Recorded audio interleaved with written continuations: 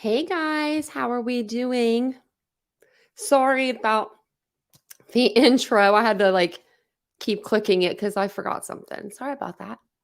How's everybody doing tonight though? How is everybody doing? Super, super quiet in here. I'm gonna turn my fan on a little bit. But if it's too loud, just let me know because it gets a little warm in here. But this fan, I just got it, but it's like a little loud. So I think we're gonna get a different one. But welcome on in. Nice to see you again, Brooklyn. We were over in another chat at the same time. Hey, everybody. I was just going back up to the top. I usually come in a little early and I'll see who's all in, but I was so busy reading the new documents that came out today that just came out tonight. So I wanted to get them on for tonight's live. So welcome in, everybody. If you guys wouldn't mind just taking a second to, say hello to the person above you, say hello to the person below you. And while you're at it, hit that like button. We'll start the live here in just a minute. And thank you to the mods for being here tonight. We don't know where Miss Isabel is. We're hoping that she's feeling okay though. So I saw that some people were asking about her in the chat.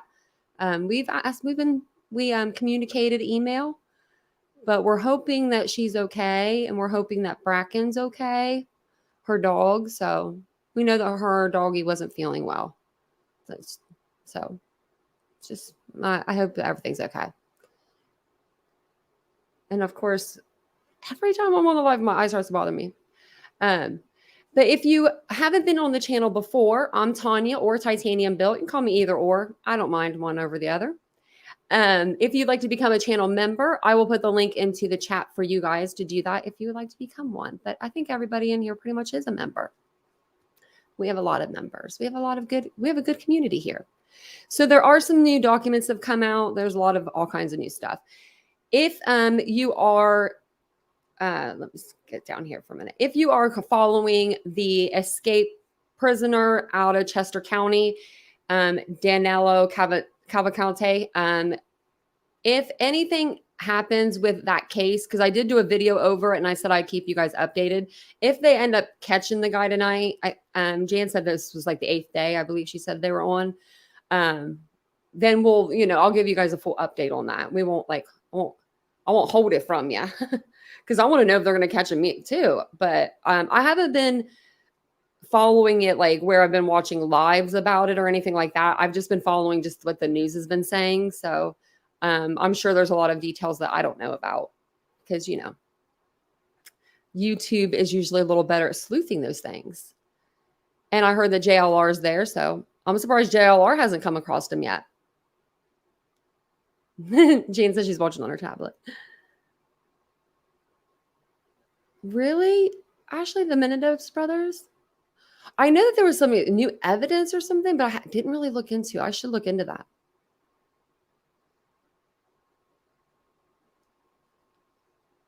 Which one, Jan?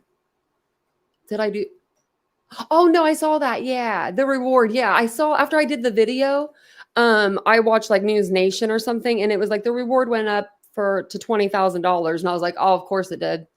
I was I just did a video and said it was 10,000, but that's okay.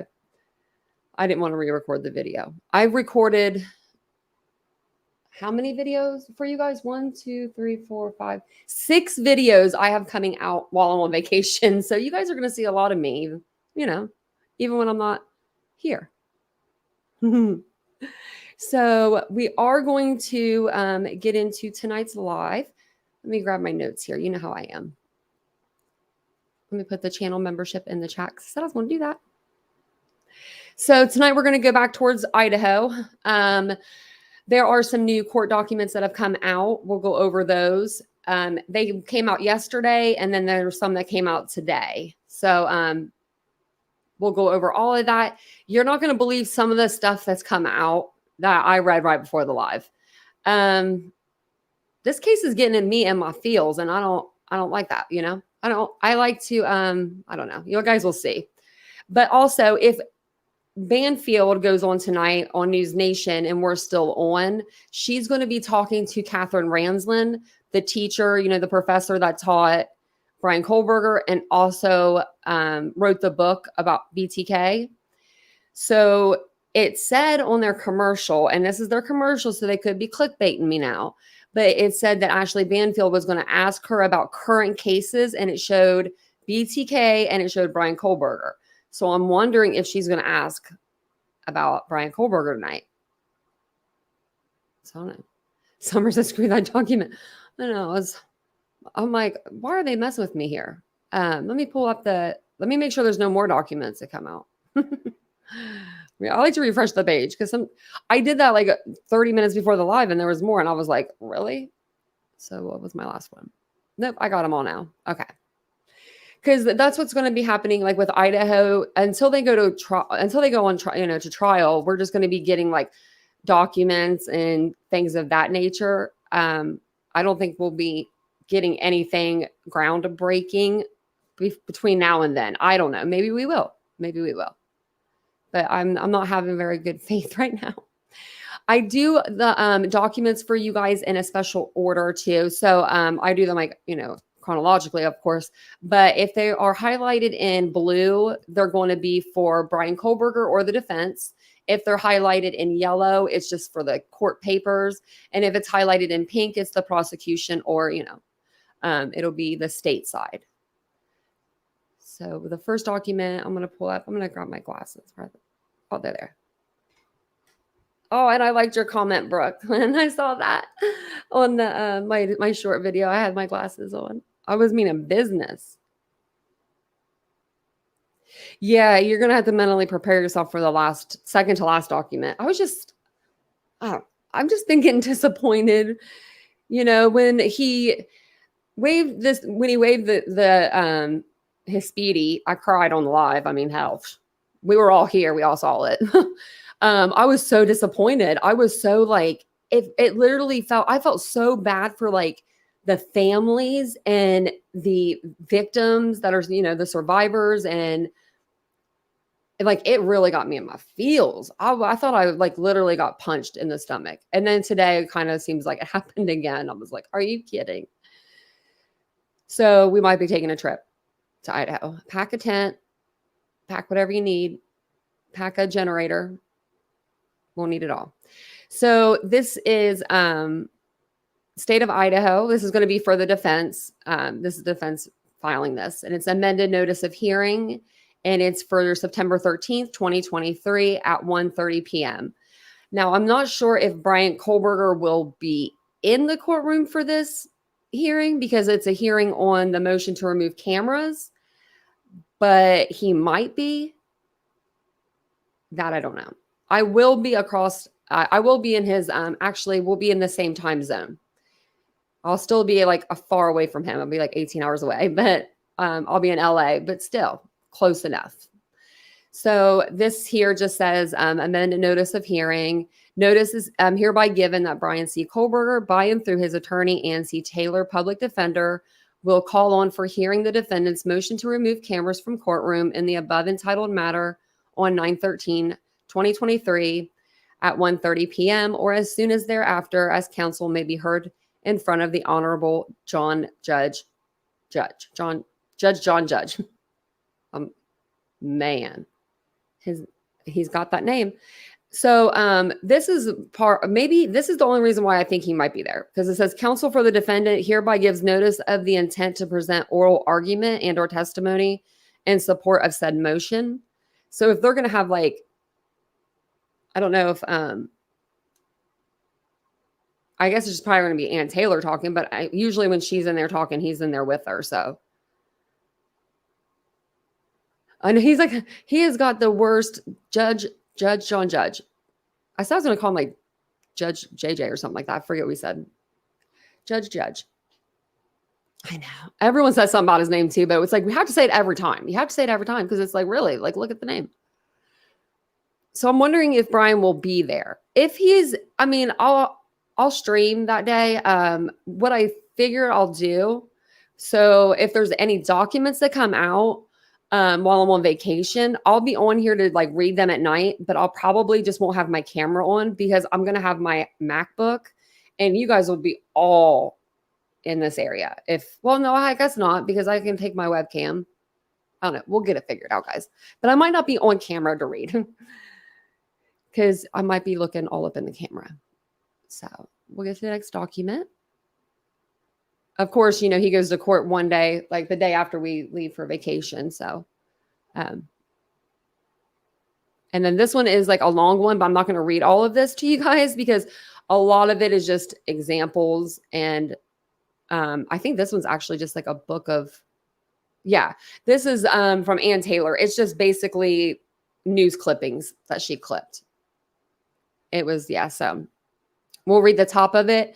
Or like, the top like 4 to 6 pages. I think it's 6 pages. And then that gives us what we need to know in the whole document. So.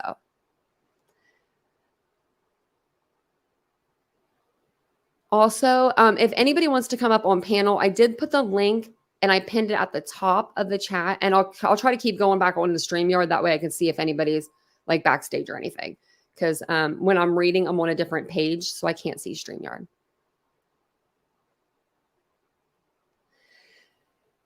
Exactly, Ivy. Can they just like not? How about we just don't bring Bryan to court? I just don't understand this. I don't understand it. So this is the response to state's notice of intent. And this is so this document here is the defendant's response to the state's notice of intent not to cross-examine the defense's witness. And this is referring to the August 18th hearing that they had where the defense brought in, the 3 expert testimony, or witnesses, and they gave their testimony. They gave testimony on how the DNA was collected and the importance of it and the difference between the SNP and the STR testing or DNA and all of that different stuff. So this is going to be their response to the state. So let me see here. I just accidentally clicked off the page. There we go. Comes now Bryan C. Kohberger, Bryan through his attorney of record and hereby responds to the state's notice of intent not to cross-examine defense witnesses, district court decision, and records to explain witness contact. And I have a couple of videos to go along with all of this as well too. So we'll take a break in between the readings. So this is it says procedural history. This is going to give you the background. So basically what the state said. It says this court conducted a hearing on August 18th, 2023 on Mr. Kohberger's third motion to compel. 4 witnesses testified for the defense and the state reserved the right to cross-examine 2 witnesses. On August 30th, 2023, the state filed notice that it does not intend to reopen the hearing and cross-examine the 2 witnesses. So, to me, it's almost a rhetorical thing with Bill Thompson when he says, I don't want to cross-examine them. Why do you have to have a response to that? I really don't get that. I don't get that. I'm not a lawyer, so maybe someone will know maybe why they do that. Because it seems to me like she's just like, oh, okay, well, no, I got something to say. Oh, no, I've got something to say. I don't know. It seems like if he's like, hey, they're your expert witnesses, I'm not going to cross-examine them. It should just be like, okay, move on. I don't know. So the response is referenced in the state's notice of intent not to cross-examine defense witnesses, district court decision, and records to explain witness contact are a 3rd district court transcript from, and it gives the transcript number. Mr. Kohberger's defense team has reviewed the exhibit and provides the following response. At first blush, it appears the issue before Judge Whitney in State versus Dry Ripple was that the state was seeking a protective order relating to a database that produced information leading to Mr. Dry Ripple's arrest. However, the decision Judge Whitney announced was on a different issue and was made without the benefit of expert testimony relating to the forensic/investigative genetic genealogy process. I'm going to put the chat over here so it's easier to see a little bit. Oh, I don't have it. There we go. I don't have it at the bottom. Okay, and we're right here at the highlighted part. It is noteworthy that even without the benefit of the testimony, Judge Whitney concluded that the state needed to turn over in discovery everything in its possession relating to genetic genealogy, and the defense was welcome to bring further motion on the issue. This court is asked to decide something different. The information sought by Mr. Kohberger through his motion to compel is the same information that the state seeks to protect with its motion for a protective order. So Bryan Kohberger wants, how they got the genetic genealogy information, and the state is trying to get this, the judge to seal that information. Mr. Kohberger, let me read that again. The S&P profile created on behalf of the state and the genetic genealogy process directly used by the state to identify Mr. Kohberger. Mr. Kohberger is not asking for a genetic genealogy database, rather the analysis and documentation utilized to identify him. Mr. Kohberger has also asked for the S&P profile, and the state has agreed to provide it. The court is left to decide whether to shield the analysis and documentation developed and used to identify Mr. Kohberger, or to order it be provided for his defense. This court makes its decision with the benefit of expert Steve Mercer explaining the duties of attorneys to examine this evidence and the types of legal decisions that could be made based on this evidence. This court has the benefit of knowing, based on expert testimony, how S&P results are produced using bioinformatics. Further expert testimony described how genetic genealogy tracing is conducted and the document generated by a genetic genealogist showing the analysis and result. Further, this court has the benefit of expert testimony describing how S&P testing can be compared against STR testing for contaminants and mixtures, as well as how the S&P and genealogical data can impact statistics. Lastly, this court has knowledge of the intricacies of prohibited law enforcement access to various DNA databases. The testimony the court received in the hearing relating to the loophole is not something Judge Whitney had the benefit knowing. It is important for the court to be aware that this information has now been published on August 18, 2023 in The Intercept. This article details forensic genetic genealogy and the loopholes utilized to obtain information in contradiction of authorization. And it says attached as Exhibit A, and that's where she attached all of these documents relating to CC Moore. They're not documents, they're news articles. The Intercept is an outline journal that has existed since 2014. It's a journal, online journal. Open source information states that this is an award-winning news organization dedicated to exposing the powerful and holding them accountable. Basically, it's just news articles.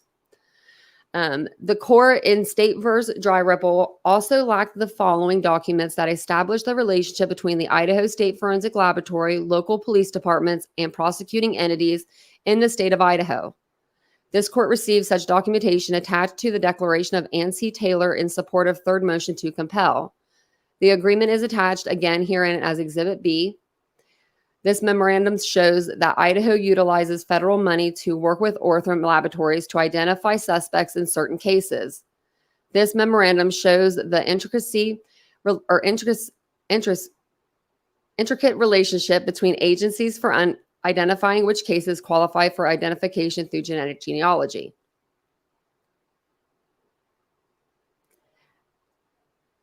In Mr. Kohberger's case, the Latah County prosecutor, the Moscow Police Department, the Idaho State Police Department, or Idaho State Police, and the FBI worked together to investigate the case and identify a suspect. So they're aware that they use all those, agencies. At some point, genetic genealogy was utilized for identification. That information remains withheld from Mr. Kohberger.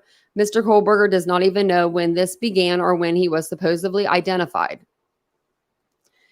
The memorandum contains a requirement that the Federal Department of Justice policy, hereafter DOJ, must be adhered to, and the agencies must sign a memorandum of agreement to follow such policies. The DOJ has a policy regarding forensic genetic genealogy, DNA analysis and searching. That policy requires that the prosecutor and investigating agencies cooperate. That policy also requires that the investigative agencies only enter and search DNA databases that permit law enforcement to use their services. So, in a way, she's saying that she believes that to me, she believes that they got this, they obtained it illegally. That's just what I'm getting from this. Hey, Mike. I just happened to look down and I saw you couldn't chat, so hopefully you heard me. There's Legendary. Look at him. He says, "Get back." Yeah, where's he at? Did you guys see my video today? I did like a short and I did a regular video on him, just because I had a couple people asking me about it, so I wanted to get it out for you guys. And if anyone knows, let me know. So that policy requires that all forensic genetic genealogy profiles, account information, and data shall be retained by the investigative agency for potential use during prosecution and subsequent judicial proceedings.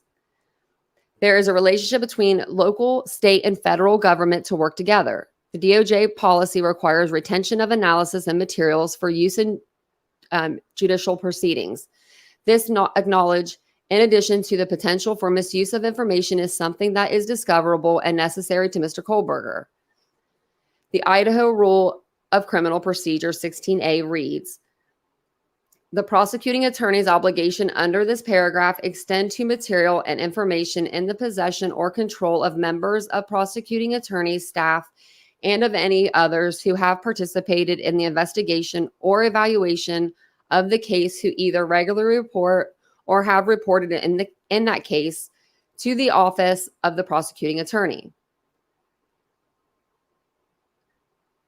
The duty of disclosure is an obligation of not just the individual prosecutor assigned to the case, but of all the government agents having a significant role in investing and prosecution the offense. This is they give like another example. State versus Gardner, the FBI has been compelled to turn over its CAS report related to cellular data evidence and its investigation related to identification of the car. The investigation related to the car included hundreds of names of the individuals owning a white Elantra. That doesn't make sense. The evidence held regarding DNA is no different. The court in Darrell Ripple incorrectly permitted the state to hide material from the defense by claiming they did not have it. That is not how discovery works when the state decides to work with outside agencies to take library from someone. This court has thus far shown that the FBI does not exist outside the discovery rules. It should not grant them immunity now. And then in conclusion, the transcript provided from Judge Whitney does little to instruct this court about what should be decided. This court has different questions. Mr. Kohberger requests materials and analysis, not a database. These materials are required by the DOJ to be retained for use in judicial proceedings. This court has the benefit of understanding the process and the materials that were created in this identification of Mr. Kohberger by the state and its agents. Mr. Kohberger respectfully requests the court order the state disclose the materials. Mr. Kohberger is happy to comply with the limiting order the court deems appropriate. Until the limiting order is not what they want. Let me grab my drink really quick.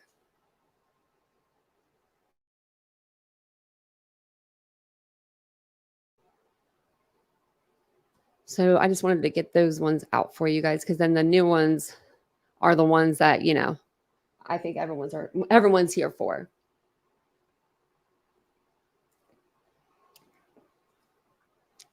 And you know what? Let me put this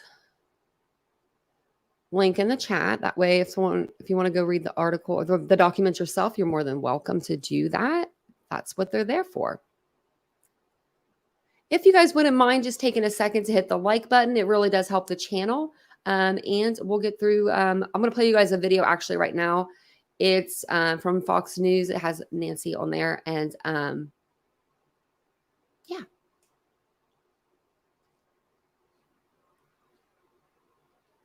And if they actually wrote documents correctly, it would be easier for me to read them. Because there's no way that this makes sense in any of the any English dictionary. The investigation related to the car included hundreds of names of individuals owning a white Elantra. That's what it says. So maybe they need to, yeah. But I put that in there. I put that link in there for you. Okay. Oh, it's an Idaho Live if you got a troll in the chat. If you don't have trolls in your chat and an Idaho Live, then you're not doing an Idaho Live right. An Idaho Live ain't Idaho Live if you ain't got trolls in your chat. I'll make a song. I need a press maker. I want to make shirts because I have so many good ideas. I want to make a shirt that says the original OG right now. That's my next design. Hashtag OG. Suspected Idaho student killer Bryan Kohberger are asking the judge to toss out the case, alleging grand jury bias, inadmissible and insufficient evidence, and prosecutorial misconduct. Nancy Grace is the host of Crime Stories on Fox Nation. What do you think about this, Nancy? Why is this happening? Well, the truth is it's all just a big game right now, anyway, for the defense. For instance, their speedy trial demand. They didn't want a speedy trial no more than the man in the moon. The defense's best friend is delay, delay, delay in every case. They don't want a speedy, which means the case has got to be tried 6 months from the arraignment. The longer you wait, the less memories are sharp. You lose witnesses, you lose evidence, the public interest dies down. So they want to delay. That was a big game. Now they want the indictment thrown out. Another big game. That indictment is not getting thrown out. Now, they're saying that there are secret grounds to have it thrown out, 24 grounds. That's not true. All that means is the judge put it under seal. They are claiming prosecutorial misconduct, the wrong standard of proof, grand jury bias, lack of evidence. If there wasn't enough evidence, the grand jury wouldn't have indicted it. So obviously there was enough evidence. All of these claims are going to fail. It's just another way to antagonize and paper the state to keep them busy answering motions. But I find this interesting too. They've also filed for a ban on cameras in the courtroom. As we all know, we don't live in Russia. We don't live in China. We have open courtrooms to avoid wrongdoing, right? This courtroom is open. A camera allows the country to see justice unfold, but they don't want that. Why? Because they don't want a camera looking at Bryan Kohberger. Do you blame them? Yeah, I mean, they're claiming the camera-wielding courtroom observers have failed to obey the earlier directive to not focus exclusively on their client, pointing to photos they say were a blatant violation and to headlines they call blatantly sensationalistic and prejudicial. All right, so all of that being said, you've got a Fox Nation special on this. And Nancy, it's fascinating because we are learning a lot more since this suspect was taken into custody, including his drug habits. Listen here. Friends claim Kohberger develops anger issues, even putting one friend in a headlock, leading that friend to cut ties. Bella says he only sees that side when Kohberger's drinking. When he get drunk, he get kind of aggressive, kind of rowdy. Friends allege alcohol use turns to drug abuse, and Kohberger gets hooked on heroin. So how big a part of all of this were his drug and alcohol habits, Nancy? Well, according to some, he went clean, stone cold sober. I don't know if that's true, but I think we will find out as the evidence unfolds. Another very disturbing thing, possibly even more problematic, to me, it definitely is more problematic, is his frustration and anger toward women. Yeah. And in our special, which is called I Am Blank, I said, what does that mean? That's exactly what it means. Nobody knows who is Kohberger, and we go all the way back to middle school to find out. We see him actually arguing with a lady cop. He can't get along with female colleagues. He spies on colleagues. All sorts of problems and frustrations he has with women dating back to high school. And He, Yeah, according and to the Nancy, we state, have murdered we three have women. a little bit of that sound. This is Jack. Who's Jack Bayless? Is he one of the Jack Bayless, one middle of the school schoolmates? friend. Yes. Yeah. Okay. Listen here. So the thing we talk about a lot, the dating scene, it just got kind of just really hard. But he was just having a time, getting ghosted a lot, talking to a girl and then wondering, oh, why didn't she text back ever? I think he just felt frustrated. All really interesting. So we'll be watching for your special, Bryan Kohberger, I Am Blank, Nancy, out on Fox Nation. Real quick final on that.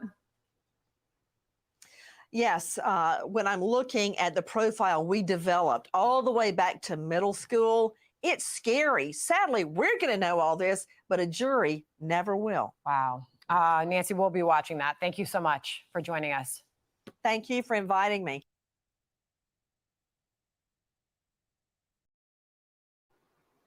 Nancy's gonna be pissed. She's gonna be pissed soon. After I read you guys the next set of documents, you guys are probably gonna be a little upset too. I'm trying to put the TV on News Nation. That way, if Banfield comes on and she talks to Dr. Ramsland and we're on the live, I can always put it on for all of us. So if you're wondering, that's why I have my phone. My phone's my remote because my dog chews my remote every time we get a new one. She doesn't chew anything else but remotes. She loves a remote, a good remote. Araya's on it. Let me go ahead and pull up the next set of documents. Some of them are just like real easy. We'll fly through those. Wonder if there's any updates on, is this the one I want to show you? Yeah. On Danilo. I don't see any, but Kumo looks awfully gray tonight. What is tonight? Thursday? Oh, okay. So this is in pink, so it's going to be the state for the state. It's State of Ohio versus Bryan Kohberger, of course. And this is just motion to temporarily seal Exhibit 1 of the state's response to Defendant 7 supplemental request for discovery. It's just basically a motion to seal it. And we've seen these before. We've read through those many, many, many times. The next one was this one here, and it's just the state's response to Defendant 7 supplemental request for discovery. And I won't read through all of this, but it just says to the defendant, Bryan Christopher Kohberger and counsel, Ann Taylor, and it gives all of their responses when it was filed, like and the dates they were filed on. I won't read these to you because it's like very repetitive, but it says the state has and will continue to provide a discovery in accordance with Idaho Criminal Rule 16 and applicable law and reserves any and all objections thereunder. So we'll move on to this one. This one is the one I was not happy. Okay. So the defense already put in, for they don't want cameras in the courtroom. We read over those documents, a couple previous lives ago when we were doing Idaho on the channel. Oh, I thought I was on the screen. Sorry. Thought I was there the whole time. But the defense, they don't want cameras in the courtroom because they said that they were focusing on Bryan Kohberger and then they were going to be they weren't going to be able to find anybody that wasn't biased to be on the jury, and it would be a whole deal. So the state comes out with their response to the defense saying that they don't want cameras in the courtroom. And we'll read through their response. State's response to defendant's motion to remove cameras from the courtroom. Comes now the state of Idaho by and through the Latah County prosecuting attorney and respectfully submits the following response to the defendant's motion to remove cameras from the courtroom filed here on August 24th, 2023. As the court and the parties, including interveners, are aware, this case has and continues to attract significant public and media attention involving not only traditional media, but also a broad range of social media related postings, blogs, podcasts, and other disseminations, etc. This case also involves significant physical and emotional components, not only by virtue of the nature of the killings themselves, but also by the Madrid circumstances surrounding the victims, their associates, friends, family, the residents at 1122 King Road, and so forth. Let me grab my drink really quick. Sorry, guys.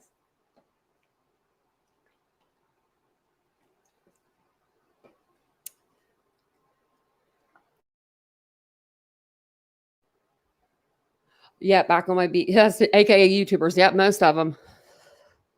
I'd like to think I'm not included in this mix, but I was thinking the same thing. I really was when I read this part. This case will necessarily involve not only evidence of a graphic nature, but also testimony from a number of young and vulnerable witnesses, i.e. the, survivors, I guess, 911 callers. These include the surviving roommates of Madison Mogen, Kaylee Gonzalez, Ethan Chapin, and Xana Kernodle, and also a number of University of Idaho co-eds and families and friends.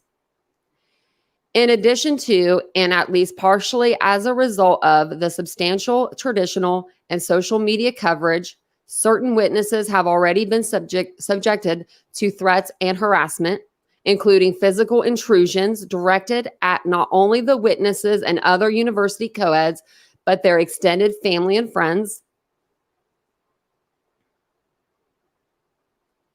So call them out.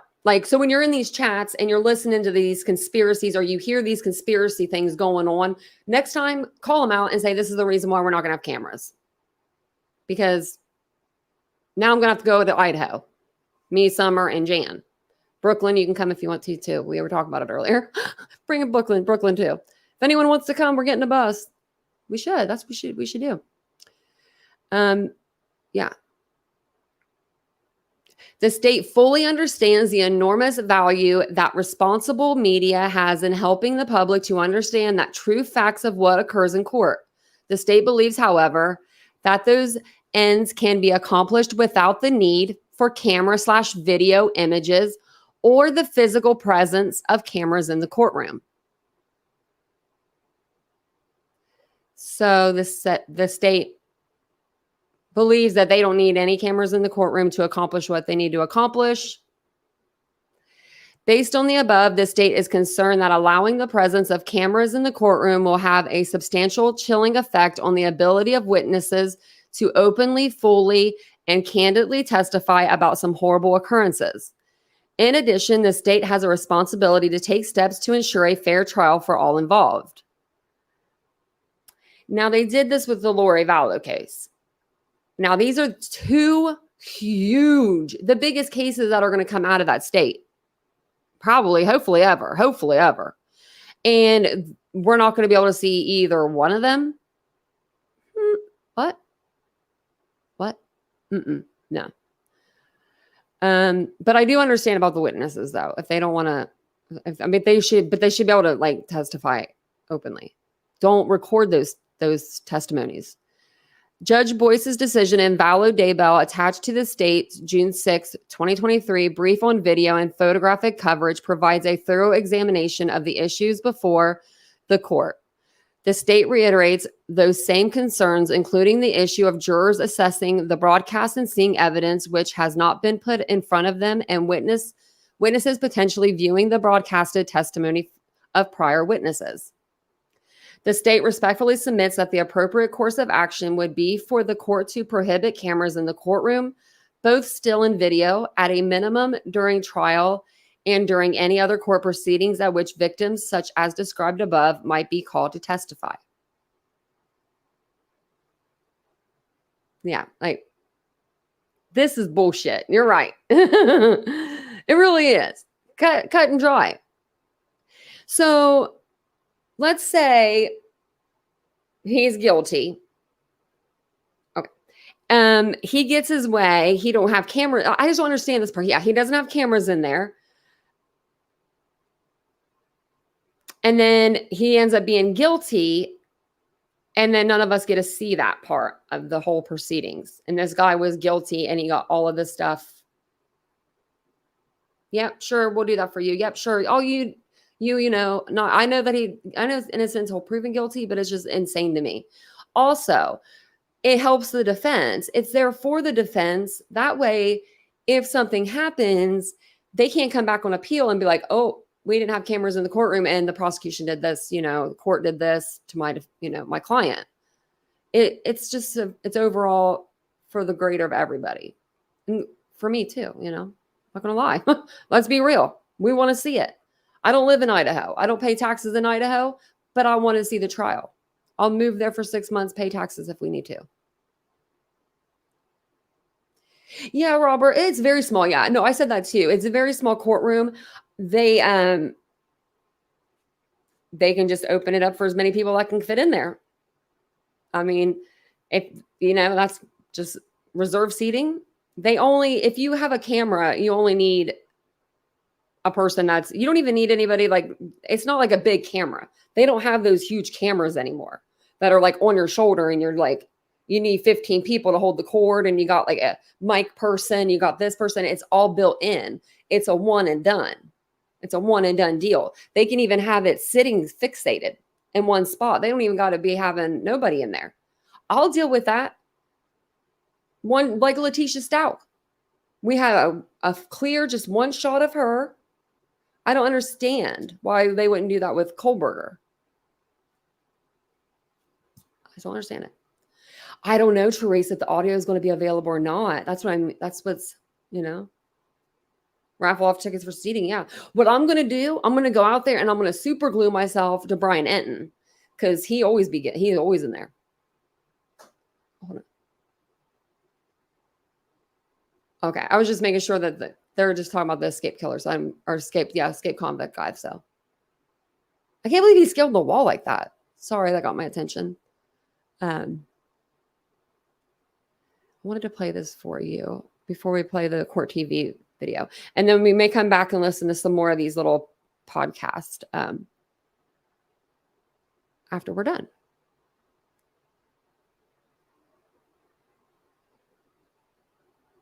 Yeah. None of her bring any evidence of his innocence to the table. Exactly. Yeah. If you have somebody that is innocent and that there's evidence out there that's going to get them off, I think that I would be worried about that first and foremost, getting that evidence, finding that evidence, getting my client out of jail. I don't know. That's just me.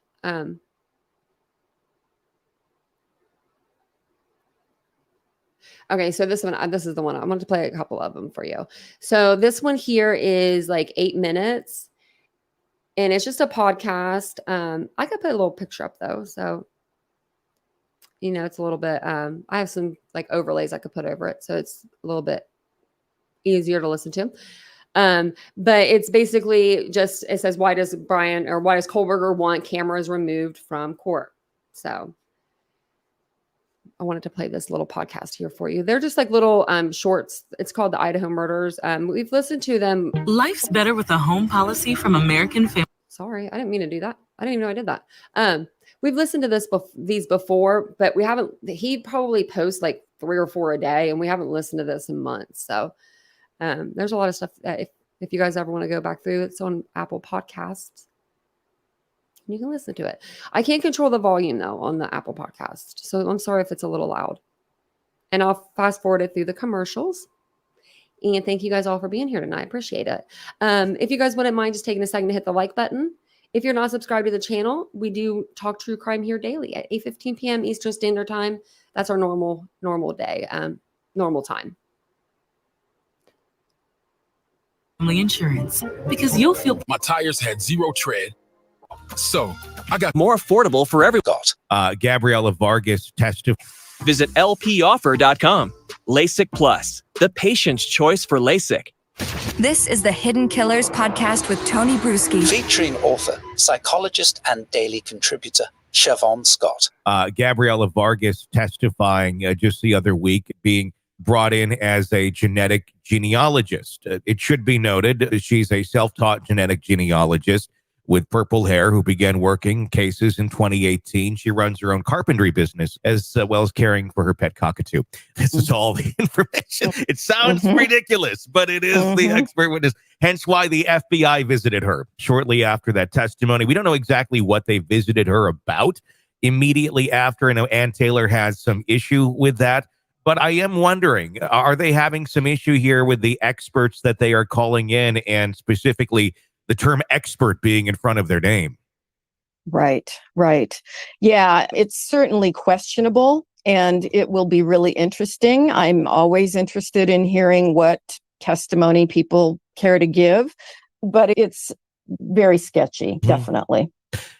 Should the judge, I mean, let's talk about the actual situation of getting an expert witness in. It's my understanding, and maybe this varies from jurisdiction. I don't know. I'm not an attorney. I know you are not either, but you've been involved in that world more than I have personally. An expert witness that is called in, doesn't a judge have to vet that person and say, yes, you may bring this expert in prior to them being able to testify in court?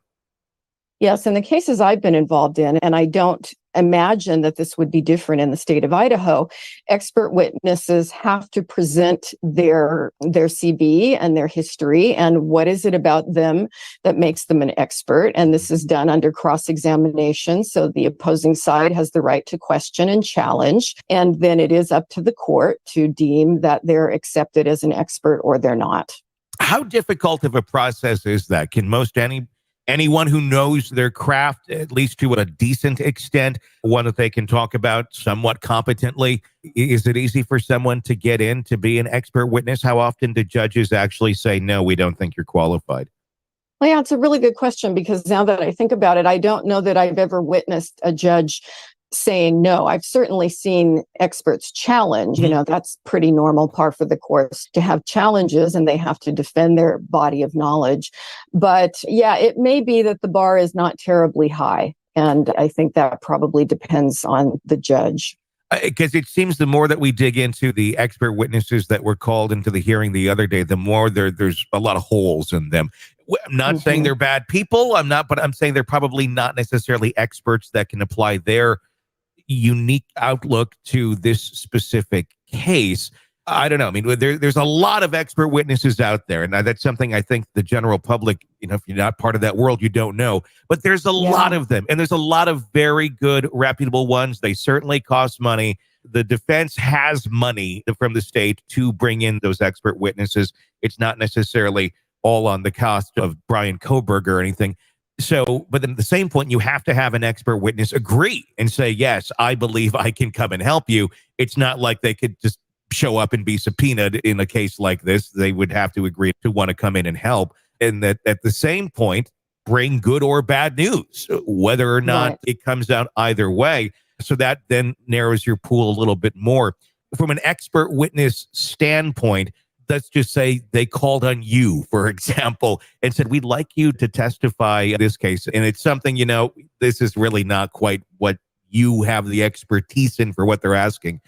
Is it easy to say no to things like this? Is it a tempting thing for some in the community of expert witnesses to just say yes to anything that's a big name, big case because it gets your name out there? I suppose it really kind of does vary by the integrity of each individual, right? Yeah, definitely. Integrity is a big word. And I think for most of us, we don't seek that kind of thing out. It's not enjoyable. It's not pleasant. It may be something you do because you really do know something. Hopefully you have information that you're passionate about sharing, the information that you have. But the act of actually being a participant in a trial, particularly a big trial with a death penalty case, it's not fun, you know, it's not pleasant. And I would really wonder about somebody who just loved doing that sort of thing. It's not something I enjoy doing. I've done it, but I don't enjoy it. And you certainly do see that there are very highly paid people that do it. And I'm just thinking of the Johnny Depp divorce trial. Oh my God, what the experts were put through on both sides. It was just a circus. And I don't think any of those people were enjoying that process, but Sure. they made a lot of money doing it. So I'm sure there's a big diversity of people that testify in expert cases. And it's a very different experience just depending on the personality of the individual. But some are certainly very well qualified. And you see this in the questioning and the determination of do they get the expert status or not. And then you see others that are very questionable. And I can think of cases where, the testimony was concerning cadaver dogs and how well trained they were. And the defense's expert was actually an expert in bird biology. And it's sort of like, how did you get here? And how did this happen? It was very strange. When the pool is very shallow, that's what you get. That's what happens. Exactly. And he was happy to come and testify about cadaver dogs, even though he had never worked with one and didn't know anything about it. So it can get strange. It can. Kohberger's defense attorney requesting just the other day to remove cameras in the courtroom. Motion claims that the press failed to obey the court's directive to not exclusively photograph and record the defendant, as per court documents. The defense claims images and recordings taken of Kohberger now interfere with his right to a fair trial. Who doesn't like their picture being taken? Is it Ann or is it Bryan? Mm-hmm. Yeah, I can't imagine that Bryan is opposed to his picture being taken. It just sort of goes with the attention seeking that he's always sort of displayed, and that this may not play out well to his benefit. He seems, I'm really honestly kind of surprised by it. He just seemed pretty stoic, pretty quiet. He's got his creepy eyes going on. But other than that, he's not putting up a show. He's dressed very well. Really, I'm kind of surprised by the concern for this because he doesn't really come across as a really particularly negative or spooky figure in the court other than his eyes, compared to some other folks, that we've seen on trial. He's actually presenting, in my opinion, fairly well. So the idea that the camera is on him and taking pictures, that kind of comes along with the territory of being accused of killing 4 people. But at the same point, are they seeing that just having his image out there, new, fresh images out there, are hurting him? Yeah, it's a good question, and they see sides of him, of course, in their private conversations that we don't see. And it may be at times that I have noticed in some of his images that there'll be this little smile, and that's not necessarily inappropriate, but it may not be the right thing that they want to convey at the right time. And so it may just be a variable that attorneys feel we're better off if we can control it, and we can control it just by not having cameras on him. You're locked into the Hidden Killers podcast. Want more? Start. Okay. I'm going to play another one for you guys too, but let me take this down and well, maybe. If I can find the picture I have up here, there we go. So basically, do you think that Vargas, okay, so she goes and she gets on the stand a couple of days after her testimony, a couple FBI agents show up and they're questioning her about her recanting parts of her testimony to a friend, saying like, I didn't believe everything that was in there, like I assigned something and I didn't read it fully, and there was things in there that were untrue. I don't know.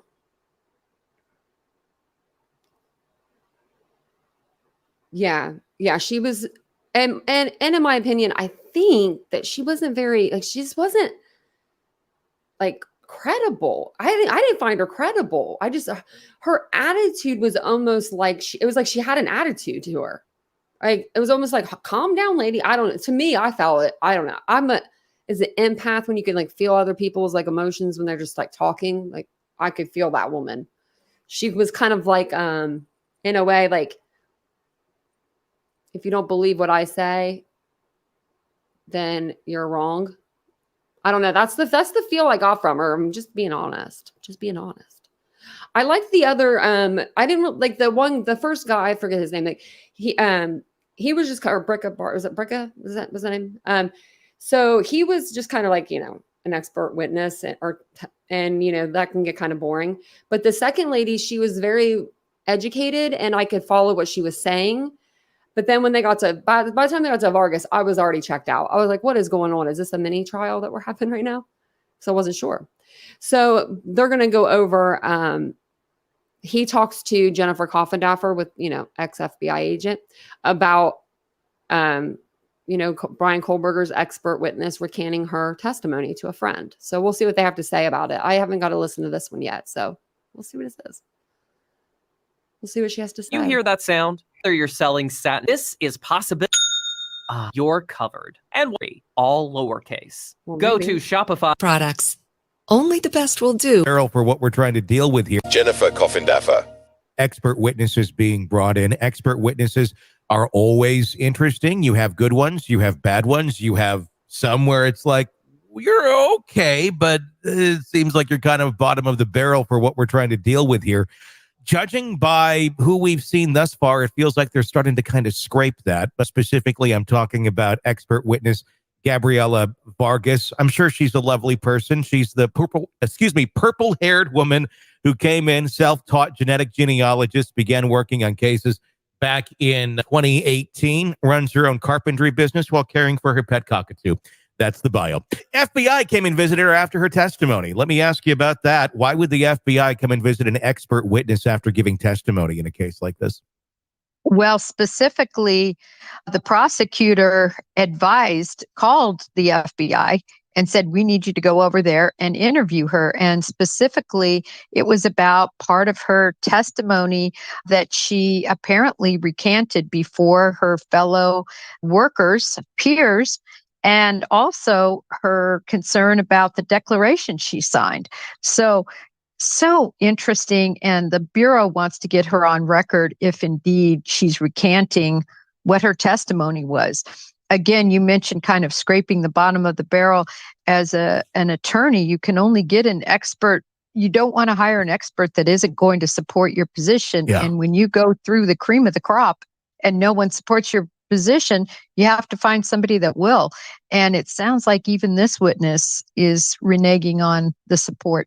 Do we know what part of her testimony she is reneging on, that she's reneged to her colleagues about?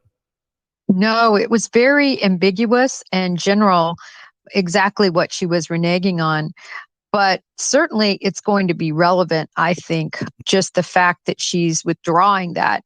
Also, if you look at the first professional expert they had regarding the crime scene, you're talking A-list.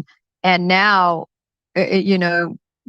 not A-list. Yeah. So when you look at that, what's happening behind the scenes? One thing that could be happening is this judge, and again, I think this would all be sealed, but there's only so much money. She's already used 2 expert witnesses just to talk about media. She's used 4 expert witnesses just to talk about, the DNA and why she should have it, which I've always said, I think she could have made that argument, or her designee, who is an expert in the DNA field from a legal standpoint, that they brought onto the team. Nevertheless, at some point, the judge may be, tightening up those funds because he has to approve them for experts. So that could actually possibly be the answer of, well, we have a very limited budget on who we can get, so we may be able to only get folks that are at a certain price range, if you will. Or in other words, if your budget, let's just take a round number, if your budget is $100,000 for an expert and you choose to bring on 4 experts, which they chose 4 experts to really impart the same message, now you're down to $25,000 per expert. So those expert fees are very small for an expert. Individually. Does that make sense? Yeah, she chose to bring 4 on. Yeah, and so you just blow through the budget very quickly.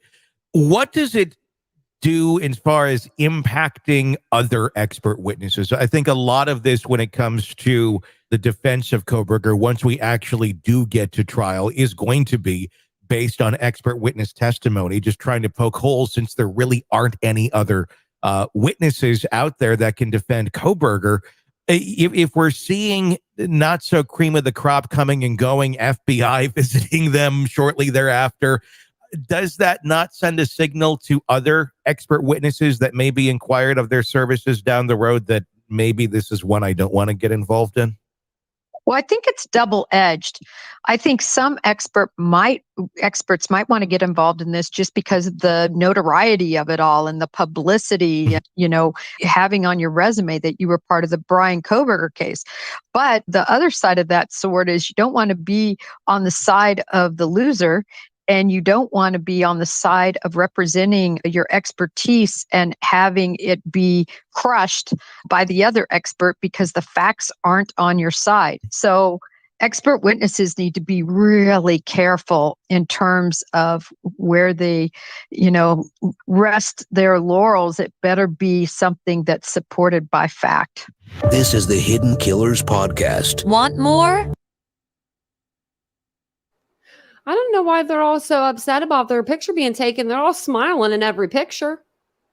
It's like every picture I put up, they were smiling. Like, okay, we see you. We see y'all.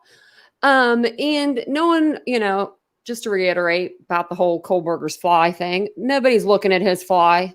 I don't know why Ann even would suggest that anybody would be looking at that. Oh, my Lordy. But I wanted to play those little, a couple of those little podcasts for you guys before I played the Court TV episode. This one just came out, I think last night. Yeah, last night. And I watched it today. So it was really good. Let me, I've got so many things up. I don't need any of them up anymore. But it's Vinny, Vinny's Vinny. So I will play this here. If you guys are just now joining us, thank you guys so much for being here. If I haven't thanked you yet, and if I have, well, thank you again. I did pin the link at the top if anybody does want to come up on panel. You guys can come up, that's fine. It is pinned at the top. And if you guys wouldn't mind just taking a second to hit the like button, subscribe to the channel. We'd love to have you. I do have, I'm going on vacation the 12th through I come back like the 18th, I think, the 17th or 18th. It's really weird. There's a time change. It's crazy. So I will still be streaming live. Probably just like we normally do, but maybe different. The times may be different. I might have to switch up the times. So I do have pre-recorded videos for you guys though that whole week, and for some reason they're all Idaho. So it's going to be 7 days of Idaho, like a Christmas special or something next week. I don't know why I did them all Idaho. I'll probably do more too, but I don't know why I did them all like that. But I'm going to go ahead and play this here, and I will be in the chat with you guys. November 13th, 2022. The brutal murders of 4 University of Idaho students, but many of the details and legal filings are sealed and hidden from the public. And now that the case has been brought into a public courtroom, information about exactly what happened has become less public. The accused mass murderer denies being involved and claims to have an alibi. He also claims the grand jury process was unfair and the prosecutor committed misconduct. But that's all we know. The details of those allegations, like so much of this case, have been shielded from the community. The same community that was put into a state of complete shock and fear after the murders happened. The same community that pulled together to find leads and share information with investigators to help catch an alleged killer. So now the question is, will the public get to see and hear what happens in the public courtroom during this public trial? Tonight, we assess the state of this case, the state of the evidence, and the state of the victims' families who have suffered more than anyone through all of this as we investigate the Idaho students' murder case and trial. I'm Vinny Politan. Thank you so much for joining us tonight here on Closing Arguments. It's a huge case. It's the biggest case that we have, but I want everyone to understand as we begin this hour tonight that our courtrooms are public. Okay? You, me, anyone, you can go down to your local courthouse, federal courthouse, regular state courthouse, and walk into courtrooms and see what's happening. I mean, they're ours. They belong to us. They don't belong to the judge. They don't belong to a prosecutor. They don't belong to the lawyers. They don't belong to the sheriff. They belong to us, we the people. It's our government. It's a branch of government. It's ours. It belongs to us. Now, one of the reasons that Court TV is able to get cameras inside courtrooms is because many states believe, like I do, that courtrooms are public, but not everyone can get down there. Some people have jobs. Some people just can't make it there. And what the cameras do is allow the public to see what is happening in our government. That's it. Our cameras become your eyes and ears. Our cameras replace you getting in the car or getting in a plane or getting on a bus or getting on a train and heading down to your local courthouse to see what's happening. Cameras in the courtroom allow you to do that, us to do that. Because again, they're public and public for a reason. Now, this becomes an issue in every case, with every defendant. I want to get a fair trial. And every defendant is entitled to a fair trial, but not necessarily a secret trial. And it's interesting to see the reaction of many criminal defendants and their defense teams about how they react to a case when all of a sudden it becomes notorious or high profile and people are invested in finding out and seeing if justice will be done in the case, whatever they believe justice is. But again, it's not like these trials are happening in his courtroom or the judge's courtroom or the prosecutor's courtroom. It's the public's courtroom where all this is taking place. So let's go back in history, because we have history here. And I know this is a big case right now, but I've covered some big cases through the years.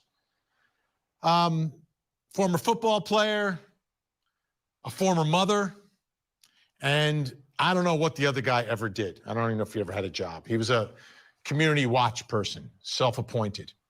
3 very public trials, extremely public. O.J. Simpson, that woman, and George Zimmerman. Couldn't have been more public. There were headlines, there were news crews, there were reporters, members of the public digging up every detail in these cases. And they happened in different years and different times, but they were so public. And these 3 cases were enormous, enormous cases. The one involving O.J. Simpson was the biggest. I mean, it's bigger than big. Yet, in these very public trials where things were filed in the courtroom and people were allowed to see them, and where motions were made and cameras were there, and there was an openness where you understood what the issues were, and the discussions were done in an open courtroom. In these 3 very public trials, I think the 3 defendants would agree that they got very fair trials. Because all 3 of them, not guilty. Not guilty. And I would have thought after these 3 trials that that whole conversation would have ended, that people would understand that a case can be high profile in the news, everywhere, anywhere, people talking about it, people giving their opinions. But at the end of the day, we trust our juries to listen to the judge and base their verdicts on what they see and hear and what they don't see and hear inside the courtroom. What evidence is presented, what evidence isn't there. And if these 3 could get a fair trial, who were all vilified in the media, were convicted by public opinion, all were found not guilty in a court of law. That somehow, some way, when a trial happens somewhere else, everyone's like, oh my goodness gracious, how on earth is this person going to get a fair trial? Nobody's allowed to see everything. Let's hide it all. And unfortunately, I'm seeing this happen in Idaho. in the Doomsday Cult Killer case, and now in the case in the Idaho students' murders. It's mind-boggling to me that everything is being like hidden in secret, like this has never been done before. Anyway, for those of you who don't know the story and the history, there was a time where people were speaking publicly about this case because they were searching for a killer. Chanley Painter has more for us tonight. The probable cause affidavit in the case against the accused killer of 4 University of Idaho students pieces together the movements of the suspect vehicle and coordinating cell phone location data beginning in the early morning hours of November 13th. At 2:42 a.m., the affidavit alleges that Bryan Kohberger's phone places him likely at his apartment on the WSU campus where he was a PhD student studying and teaching criminology. At 2:44 a.m., Kohberger's vehicle and cell phone are on the move. Police say his white Hyundai Elantra is spotted on WSU surveillance cameras traveling north on Nevada Street at Stadium Way. According to the affidavit, it was here in this area of the WSU campus where surveillance video and Kohberger's cell phone placed him here around 2:47 a.m.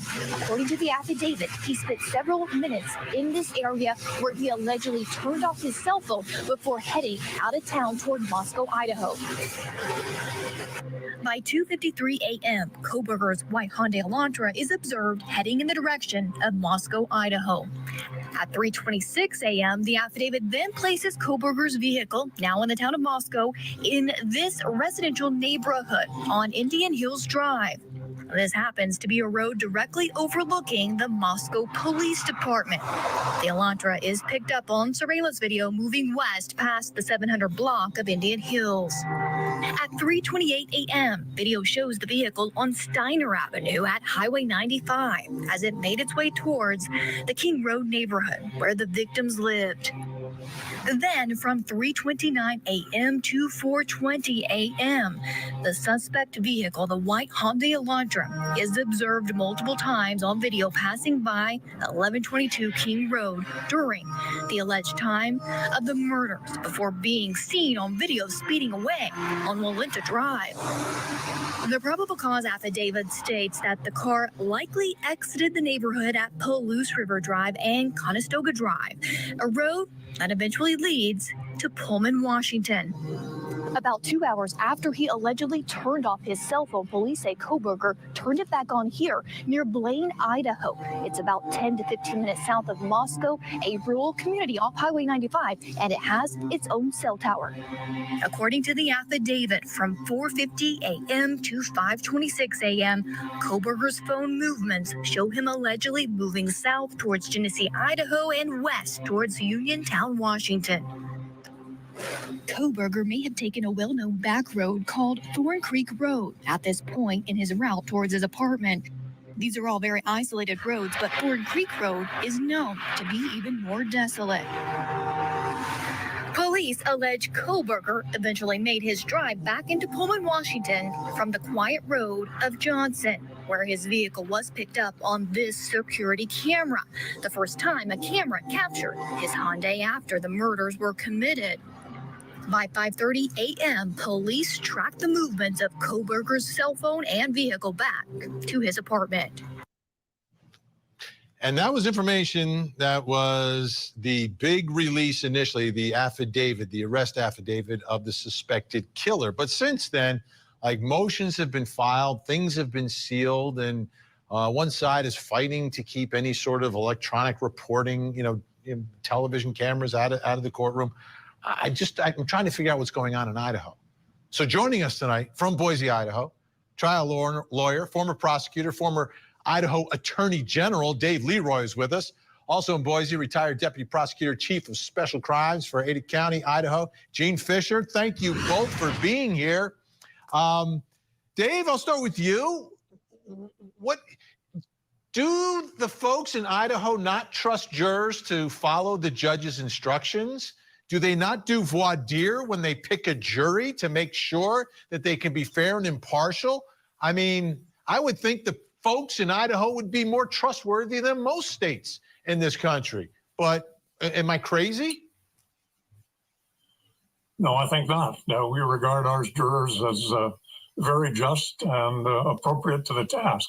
And even before we get to the courtroom, our jurors in high-profile cases will have a juror questionnaire, sometimes many pages long, to try to screen out from the preliminary panel those that do have an opinion, do know something about the case.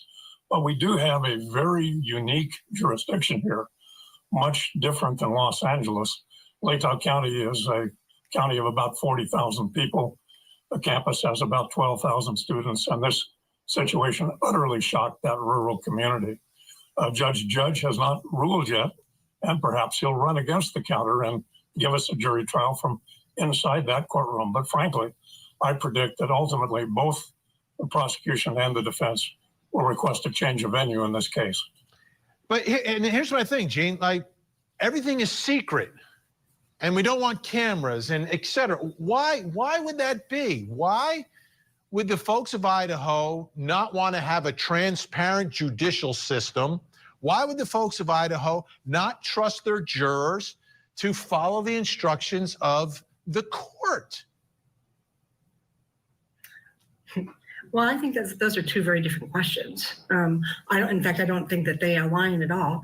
The jurors do follow the instructions, and I think that we have had plenty of instances where our jurors have done exactly what they've been asked to do.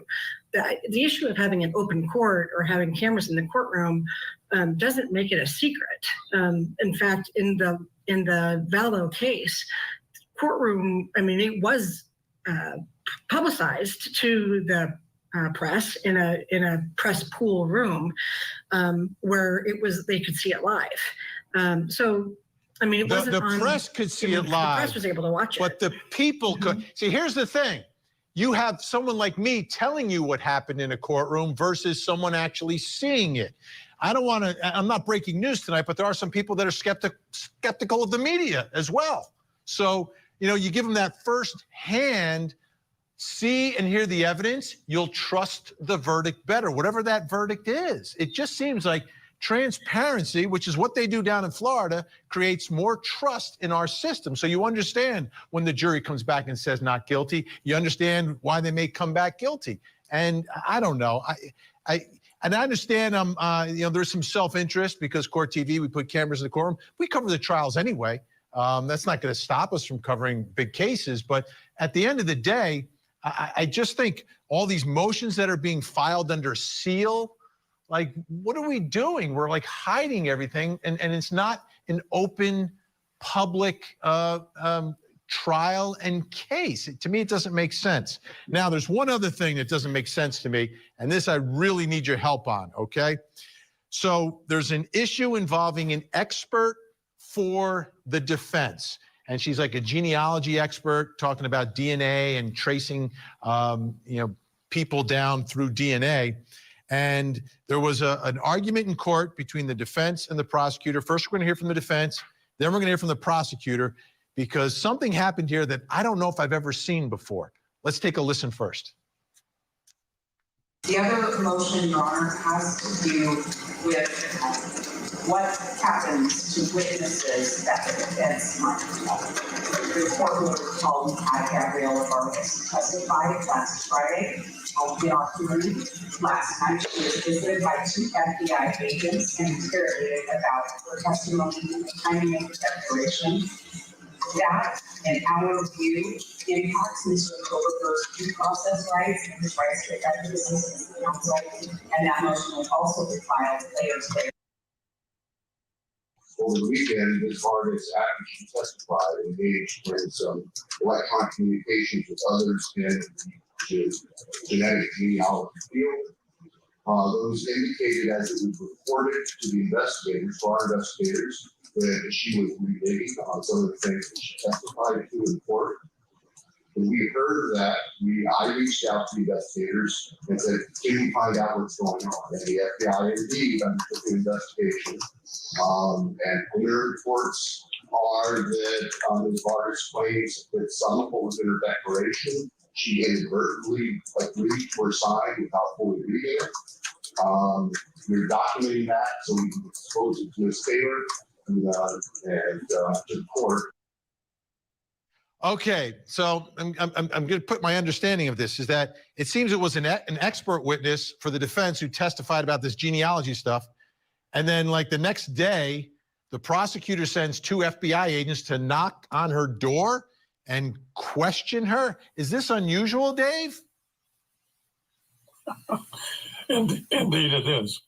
The testimony of witnesses and the veracity of witnesses tested on cross-examination is a very frequent thing, but having an expert this early in the case either allegedly recant or being questioned by the FBI about whether she was fully aware of what she signed under oath is highly unusual. So again, I see this whole case as developing over the next several months as a battle of procedural this and that's. The evidence here is allegedly very compelling, very strong, very tight, very scientifically based. We're going to see a lot of unique procedural battles in this case, this probably being an opening round of highly different nature. Is this improper, Gene? Is this an act of intimidation? I mean, the FBI knocks on your door. You're going to be like a little, oh, why is the FBI knocking at my door? And it's an expert witness for the other side. I mean, well, it's an expert witness for the other side who recanted what she had just testified to. The stakes in this case couldn't be higher. It would be derelict for the prosecutor to not go and find out, did she testify to something wrong? Is it not right? Is there something here that they should know about? Remember, the prosecution always has the duty to disclose any information that might be that might be helpful to the defense. On the other hand, they also have the right to question witnesses who have testified and then come back and recant to make sure where is this coming from? And they would have been derelict if they didn't. They didn't threaten her. They asked, right. What happened here? But I'm wondering if it's an expert witness, is it different? Do you kind of go through counsel and say, hey, counsel, I'd like to set up a deposition or an interview with your expert? I'm trying to understand that process. I've never seen this before. Dave, do you think that that's how it usually goes? Or is this because it's being perceived and portrayed as an alleged act of intimidation, like you're intimidating this witness? Well, or an alleged act of attorney sloppiness or activities of all kinds that combine together to put in false or suspect testimony, both in writing, it appears, in an affidavit, and perhaps in the courtroom. So obviously something that should be cleared up immediately, obviously something that probably has some blame both on the expert and perhaps on those who authored or sponsored an affidavit as just and truthful. So this is a key witness. Gabrielle Vargas is her name. And she's, I think the defense is using her to try to get that DNA, the original DNA match that was used in this case to get the arrest kind of tossed out. Take a look. She's talking about the database tools have known loopholes that allow a genealogist to see matches that have explicitly declined to participate in law enforcement matching. This is not a glitch in the programming causing this by accident. It is a standard feature within the tools that essentially tricks the system into displaying all matches as opposed to only those who have consented to law enforcement matching. This is not a loophole, nor is this something you'll stumble upon. Using the tool this way requires effort and knowledge. And I guess the point of her, Gene, was that these sites now, you have to opt in order to allow law enforcement to use whatever DNA you have put into these systems in the different sites where you try to find your ancestors. If there's sort of rules like that are broken by law enforcement, could that get the evidence tossed out? Or does it have to be something more than just a rule by the company? Yeah, I just think that this is such a hugely unfolding field right now, that there's all kinds of new laws that are being made and judgments and determinations that are being made by the court all across the nation on this. But right now, the rulings have mostly been in favor, I think they've all been in favor of the state and a number of state courts about the genealogy charts and how far the defense has been allowed to go to actually try and bring in other what the court has determined not relevant evidence. So I think that right now this is such an evolving area and will continue to be such an evolving area. It's an incredible tool for cold cases. But the issue of how far back they get to talk about genealogy and seemingly unrelated matters is yet to be determined. All right. Well, and so this is a real issue. But what you're telling me, which I think is good news for prosecutors, is that right now things are kind of rolling their way, that this should be still permitted. Okay. Dave Leroy, Gene Fisher, we're just beginning this case. So I know we're going to call on you again and again and again. So thank you so much for joining us. I really do appreciate it. Thank you. All right, folks, we got more to get to here. We're going to take a look at the evidence in this case and the crucial piece of evidence that I think is the game over evidence, plus coming up next hour. In the low country of South Carolina, shocking new allegations against the court clerk Becky Hill, who was in charge of the jury during Alec Murdaugh's double murder trial and has written just 8,000 children. Kids, you were to take a DNA Trials. Go to courttv.com/legendary trials to find out how to watch.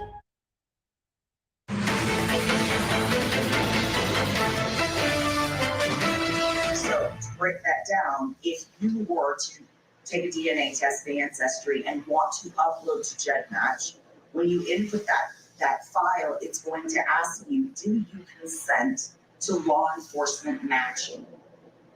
And if you hit no, and I am working violent crime non-DOE case, I should not be able to see that you are a match to my unknown DNA contributor. You said should not. Should not. Does it happen anyway?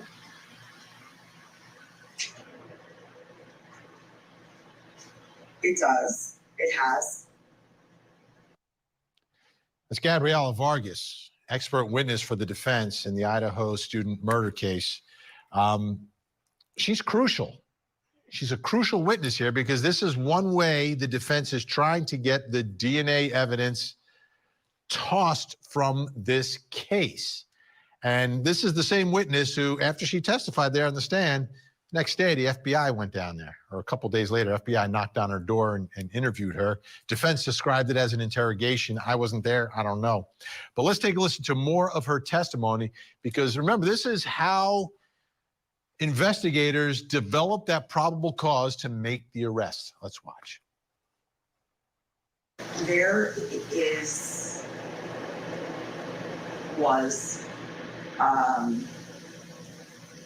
there are a lot of tools that are available in GEDmatch. These tools allow you to make comparisons of two or more people and how they relate to each other and share DNA.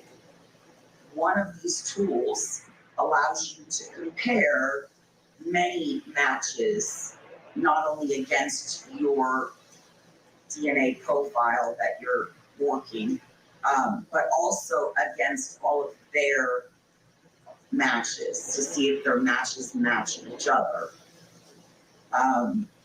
When you utilize this tool, there is a feature that you can edit the list of kits that are originally selected.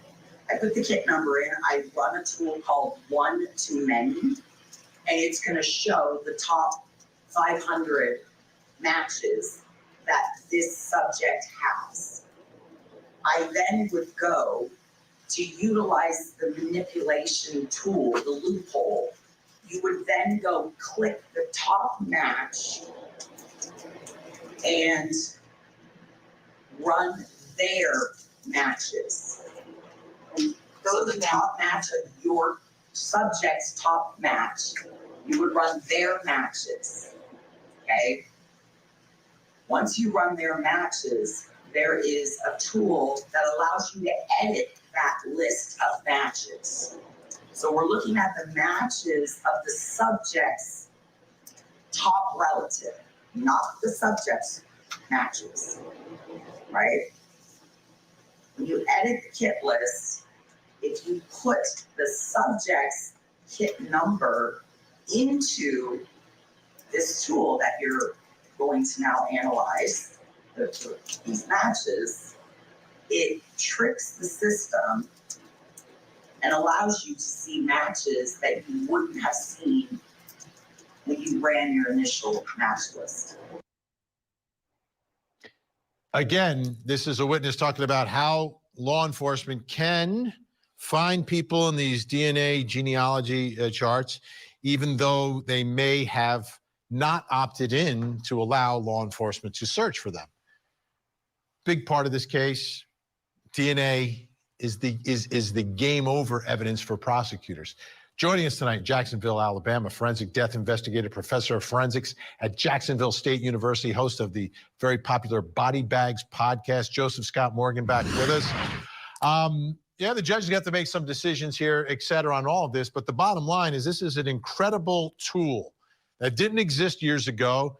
But now it seems like there may be some bumps in the road if you don't have people opting in to allow law enforcement to search their results. Yeah, and it leads down this dark road of reasonable doubt, doesn't it? As to the validity of the test itself. Remember then, and you know, you've got a very smart audience. Maybe they've heard about Dalbert Fry, and you begin to think about these tests, these hoops essentially that you have to go through in order to validate scientific testing. And here's the rub. You're essentially going into a database that is created by a private entity. This is not like something that is being utilized, say, for instance, with CODIS, that is held by the FBI and by the feds, and you look into that database. You're talking about something that is outside of that purview. So then it draws into question the validity of it. Are there any controls in place? How has this been kind of walked through the process and demonstrated time and time again in court over the years? And you don't have that history here, Ben. And that's one of the things that's kind of bringing this up at this point. You know, and when you have an expert witness that's talking about, I mean, let's face it, she's talking about manipulating a test to a certain degree that you can, you know, get a peek into areas that otherwise you would not have the opportunity to do so, particularly with this database that she's talking about. It can raise some pretty ominous questions. So let's get to the affidavit, because this is game over stuff. The Idaho State Lab located a single source of male DNA, the suspect profile, left on the button snap of the knife sheath. Yes. Pennsylvania agents recovered the trash from the Kohberger family residence located in Albrightsville, Pennsylvania. The Idaho State Lab reported that a DNA profile obtained from the trash and the DNA profile obtained from the sheath identified a male as not being excluded as the biological father of the suspect profile. So I've got in my hand here a sheath like that, Joseph, and I'm looking at it and I see a button snap here. Yep. It's obvious if you're going to open it or close it, you know, you can get some DNA on it right there. Is there any other way that DNA from the suspect could have gotten on there? Like, is there any other innocent way that it ends up on a knife sheath beneath the body of the victims? Okay, if we're going to play this out, let's just say that an individual randomly walks into a sporting goods store, picks up that knife because they're interested. Maybe they want to purchase it. Maybe it's the suspect. They take that button that's on there and they actuate it. If you flip that button open, Ben, that underside of that button has kind of a sharp edge. If you flick it up with your thumb, it's not really sharp, but it's well defined. You can kind of scrape off dead skin cells. That's what I mean. Yeah, I can feel the scraping. Yep. Yeah, and if you're actuating that thing, let's just say you're standing there at a counter in some sporting goods store, and you're flipping this thing open over and over again just to see what it's like. Can I snap it open easily? Yeah, I suppose you could put that forth as a potential theory. However, this sheath that was found at the scene, Ben, let me throw a number to you. They're talking about a number that is mind-blowing here when you talk about the DNA probability. 5.37 octillion. Let that sink in, all right? That's what you're looking at when it comes to Bryan Kohberger. And that's where you talk about a game over scenario. But you get in, the devil is in the details. When you begin to go through this analysis, going back to what we were earlier talking about and what Gene so effectively said in the first segment, this is new.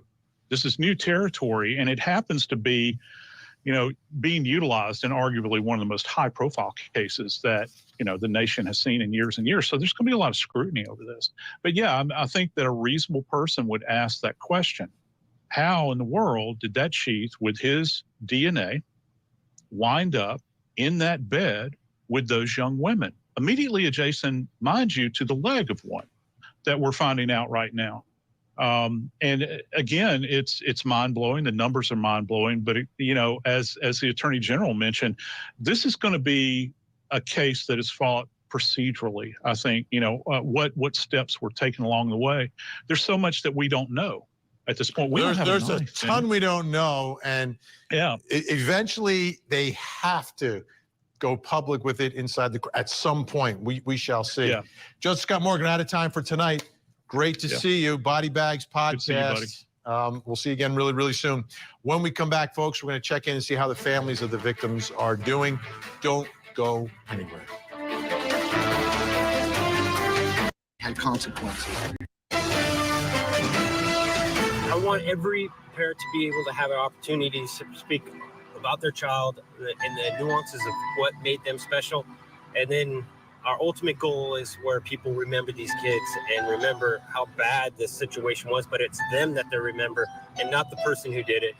This person needs to disappear when it's over and said with. They're not important. They're just a mistake that we let fall through our society's cracks, and we corrected that. And now we can, really kind of assess how much we lost when we lost these children. That's Steve Gonsalves. He is the father of Kelly Gonsalves, one of the 4 victims in the Idaho student murders case. And joining us now, the attorney representing the Gonsalves family, Shannon Gray, joins us again. Shannon, thanks so much. Great to see you tonight. How's everybody holding up? Because from where I'm sitting, it seems like this is going to be a long, long process.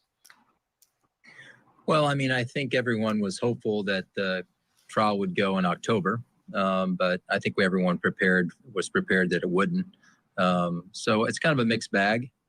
You were hopeful that it might go in October, but realistically, we kind of knew that the chances of that going was pretty low. So you get your hopes up a little bit, but now we know that it's going to be delayed for probably several months. There's a lot of evidentiary motions that the court has to sort through. So hopefully when they get through these motions and a lot of the issues that they're facing right now, they'll be ready to roll. So let me ask you, Shannon, and I've been talking about this a lot this hour, that a lot of this has been sealed and secret and shielded from the public. And I'm wondering if the families are in the same boat as the rest of the public. Like when things are revealed and when they will be revealed in the court, as we are seeing it for the first time, will that be the first time for the families as well to learn some of the details and facts of this case? Yeah, we don't know anything about the case. There hasn't been any information that's really been shared with us that we're privy to in any way. So, when there are hearings that are done or motions that are filed, that's all new information for us. So we're getting it and taking it in just as the public's taking it in, because we're not privy to any new information. So, and how have communications been like? I understand you're representing the family. Do they have advocates as well helping these families together work through this process, or Has that basically fallen on your lap in all of this? Well, we have there's a victim's advocate that from the Latah County Prosecutor's Office that reaches out to us to give us some updates on things, but it's mainly my job to guide the family through everything. And I'm more than happy to do it. They are a great family. All the families that I've spoken to and are just really good people, and they're always going to be a part of my life. And so I'm more than happy to guide them through this process and make sure that they know exactly what's going on and what to expect. So. And when all this happens, I presume they're all going to be there. And will they be permitted to be in the courtroom the whole time? I don't know if they're going to be witnesses at any point. Do you know anything about that yet? Yeah, I don't know anything about them being witnesses in this case as of right now. You know, everyone will be in the courtroom during the trial. There may be days that they might want to skip so they can, you know, keep the memory of what they have alive and it not be tainted in some way by evidence that might be presented at trial. But I'll be there, or family members will be there every day during this trial until it ends. So. Well, Shannon, nice to see you tonight. Please give our best to the family, and we'll continue to cover this as we get closer and closer, hopefully to a trial and hopefully to some sense of justice. Shannon Gray joined us tonight. Thanks so much. Thank you, Shannon.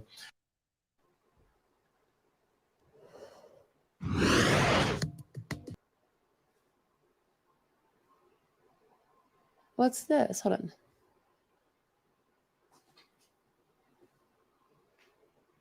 It says Botanical Gardens evacuated after possible 9th sighting. I guess of that guy.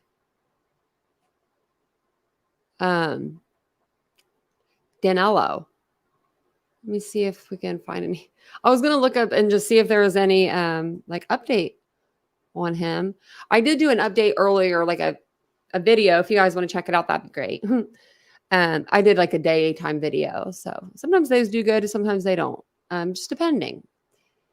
So it just looks like the internet hasn't caught up with this yet. But yeah, that's, He's like Bigfoot. He is like he's not seen. Let's see.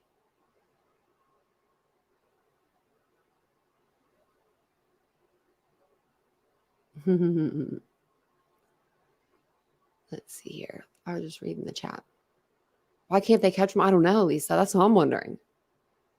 He has to be like doing something to get the scent off of himself. Like, I mean, the dogs would get him, you would think. But so what happened? I was reading about the thing that happened in Moscow on the 5th. So it says a police arrested an armed 54-year-old suspect following a 6-hour standoff with police Tuesday morning at a Moscow apartment. They arrested Thomas Adams at approximately 8:05 a.m. at his 110 S South Almond Street apartment after tear gas and negotiations failed to get him to surrender. He didn't shoot anybody, but he's just shooting rounds in his apartment, I guess. Crazy. 2 sightings today then? Yeah. They have News Nations out there. I mean, they're just, nothing's going on though. You know what I mean? I'm like, oh. I can't believe he's still out there. I'm wondering if it's because like he's from Brazil and like he's tropical guy. You know what I mean? I don't know. What do you live off of? What are you surviving off of for this many days? So you have to be eating like fish or something, right? Like he's been out 8 days. He didn't leave with anything. If you guys saw the video of him scaling the wall, I posted a video earlier of it, and I've posted a short too, but he has to have some strength. But, mind over matter, I guess. Oh, he was military? Oh, Frenchie, I didn't know that. See, I haven't been really, really following it. I've been following it like here and there, like with the news. And some people asked me my opinion on it. So I put a little video out today about it. But wow. Like, I want to try to scale the wall. I want to try to do that. I would bust my face. I can't do that either. But it says like, yeah, after possible ninth sighting. I'll never catch him by standing in the road. That's what I agree. I agree with that. I'm like, I don't know. I'm one of those people, like, I want him to be caught. Like, I want to stream that when he's caught. I just can't stream when we're just like, is he caught yet? Is he caught yet? Is he caught yet? Is he caught yet? You know me. If you guys know, you know me. You know, I can't do videos that don't have anything where I can't see what's going on. But I'm trying to see if they say anything on here, but it says tactical teams nationwide. Sorry, I have to like sear out my light. Nationwide joint search for escapee. So Cass Life said I would bust my face too. I would too. I wonder, I don't know. Oh, it was debunked, him being in the military. Well, he's very good at scaling that wall. But so there was an escape prisoner where I grew up. I grew up in this really small town. This guy killed a cop, and he escaped from the Ross County jail. That's where I grew up in Chillicothe. And he escaped from this jail. And how he did it was he took like bed sheets and somehow he got them up on the rooftop with him. Like that's where they go up for rec. And he was able to scale over because he had a bed sheet and over the barbed wire, and he was able to scale over the fence. He was gone for like 4 or 5 days, maybe longer, but he was out by my parents' house and our dogs were going nuts. Like they could, because the helicopters and all of the people, out searching for him. And it was crazy. They do have the National Guard, I believe. I believe they do. I mean, it's Pennsylvania. I'm surprised I haven't got them yet. Like, oh man, it's terrible. Oh, I don't even want to know. Is it bad, Suan? Yeah, the prisons over there. Well, that's probably why he doesn't want to ever go back to Brazil either. I mean, I wouldn't. Because he's already, he's convicted of murder here, but he's like, they said that he committed a murder down there too. That's crazy. And the way he just scaled that wall, I can't get over that. I was like, where did he go? Like, he was quick. He wasn't wearing his slips and slides that day outside. He was like, get me the tennis shoes. We going out. Can we just say time's up BK trial tomorrow? I know, right?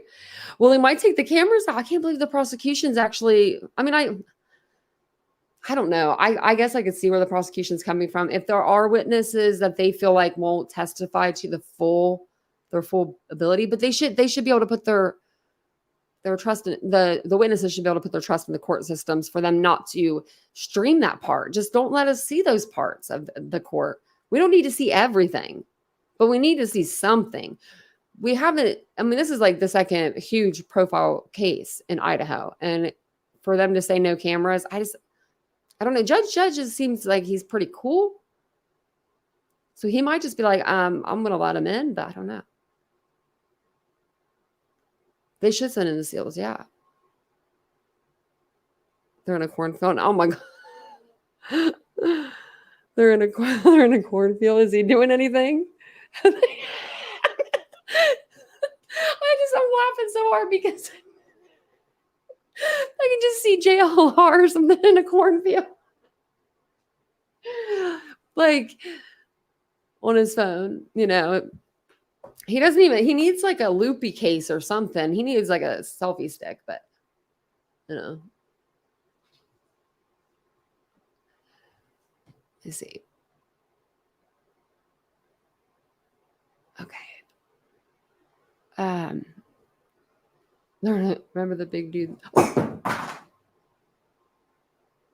was my phone. Whoopsie. Can't have that break on me. Remember the big dude that the cop lady helped flee, but then she shot herself while they were getting pulled over? I don't know. Remember that? Oh, yeah. I don't remember. That was in New York, or was it PA? I want to know the agility that you need. I'm gonna make Vincent do it. We have a hallway.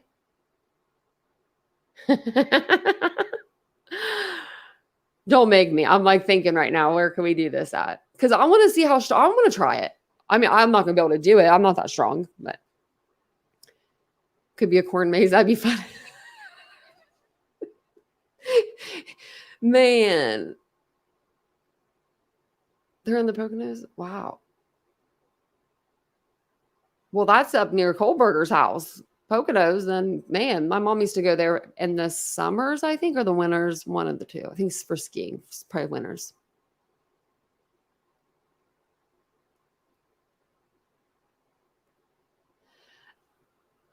You could look around the King Road house. Was it Kaylee? Was it the one that's on the Kula app? There's one that's been out on the Kula app. Or I guess it's not an app. It's like it's like this one, but no, I haven't seen it. If it'll let me share. The only one I know about is this one, but this one is messing up right now because it normally has the drone photos above and you can look all around. And then over here, it normally has where you can look at the video camera over here at this house, but you can't even see anything right now. Even on the wall, like you can't even walk in the door right now. I don't know what is going on with this app. Like, see, none of the stuff's up here. Something's going on with it. I don't know what, but that's the only one that I know of. Let me take that one off the screen, but yeah.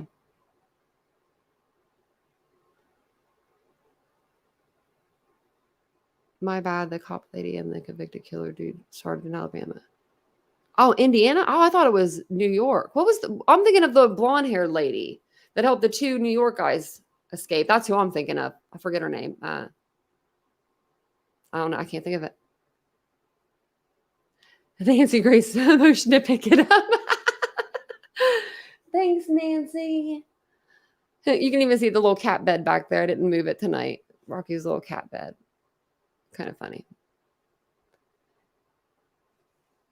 She's back here smiling. I'm looking at her in the camera. It's funny. But I'm going to jump off of here. It just doesn't, it looks like nothing's up yet with that guy. So I wanted to give you an update on that case too. I might have to go over and check out Gray's video. Yeah, Rocky's not in here tonight with me. I should have left the door open. Vincent's not even home. Like, he'll be home any minute, but I could have left the door open. The dog could have came in. I do have her on a couple of my pre-recorded videos for next week. So you'll be able to see her next weekend. You'll probably see her before then. We take the dogs actually Monday night to get dropped off with their babysitter. They've been there before, last year. They've only had 2 sitters in their life. And they've never had me home for a full year. This is my full year of not working outside of the house. And so my dogs are extremely sheltered, spoiled. Sheltered is like the best word to put it. Like, Mia is terrified of people. My dog is like terrified of people. Like, she's 90 pounds and she's scared of everybody. And she's a little racist. She really is. She only barks at certain people. And it's like Mia. She won't bark at white people. She don't bark at them. But today, she was barking at an Indian lady. Just this lady, this lady, she was wearing her, I can't think of what they're called. Her, they're not a veil, but I don't know the word. And I should, but I don't know the word for it. But my dog just like did not want anything to do with her. She was just walking behind us. I'm like, Mia, she's embarrassing. She's so embarrassing. And babies baby, she'll bark at any baby. If you're a baby, like, and the littler you are, the more she gets like scared. So she barks even more. She will never like hurt anybody. She just barks, and she's scary because she's 90 pounds and she's big. And she's like, woof, woof. I scared her one night. I was dressed in an all black jacket and it was dark outside and I had the hood up. It was like wintertime. And I think I had a scarf like around my face, and she turned around and she saw me, but she didn't know who I was. She thought I was like somebody else. And she just took off and ran and like pulled me halfway down the road. But yeah, I don't know what's up with my dog. And then Araya, she likes to bite other dogs because she's just crazy as shit, my other dog. But they're both very sheltered. So I don't know. Oh no, so my dog, but the good thing about my dogs is they bark at everything. So yeah, I'm not worried about anybody coming in. Araya would bite somebody. I have a pit boxer mix. The Weimaraner, she wouldn't. Now, she wouldn't. She just don't. Plus, we have cameras too. It's bad that we live in it like inside of a building that has a door that's locked down there, and then you have to come through it like two locked doors, and I still have a Ring camera in my. And I still have that other camera. Actually, we have 3 cameras. Wow, why do we have 3 cameras in an apartment? We have a lot. You don't trust babies either, Phantom Crawlers. I know my dog is so bad. It's so bad. Hmm.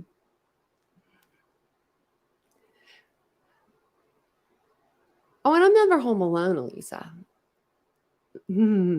They would protect me. They would. Like if they heard me if they hear me get upset, like they know when my voice changes from I have a certain voice that I like, talk to the dogs with, and that's just my doggy voice.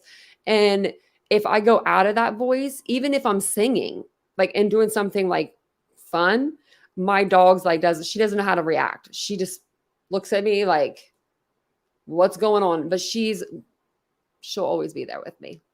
My other dog now, she will attack if I were to scream or yeah. She would. Most certainly Araya would. Yeah, she's a little rough around the edges. She grew up on the streets of Columbus. So she grew up in the city, just in the streets for 3.5 years of her life before we got her. So she's very protective over me and over Vincent and Mia. She's protective even over Mia, but she's very protective over me. She actually, a dog came up to me one time and she didn't like that. She didn't like that at all. So she was like, "Rah." And that's when we knew. We were like, okay, she's a little aggressive there. So to find us a doggy sitter, it's hard to say the least. But this lady is like, she's wonderful. When we went to pick the dogs up last time, we ended up tipping her like $100 or $200, I forget, because our dogs were literally just sitting there and like they were so cool and calm until they saw us, of course. But they were just sitting there in her garage. And I was just like, oh my God, look at them. Look at them. So I think what we're going to do this year is like sleep. I'm going to sleep with some towels or something and then give them both like a little towel to take with them so it smells like us. I know I'm weird, but I'm a dog mom.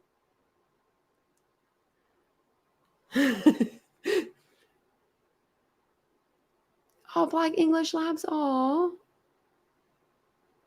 I bet you they're good dogs, though. I am actually going the 12th, so Tuesday.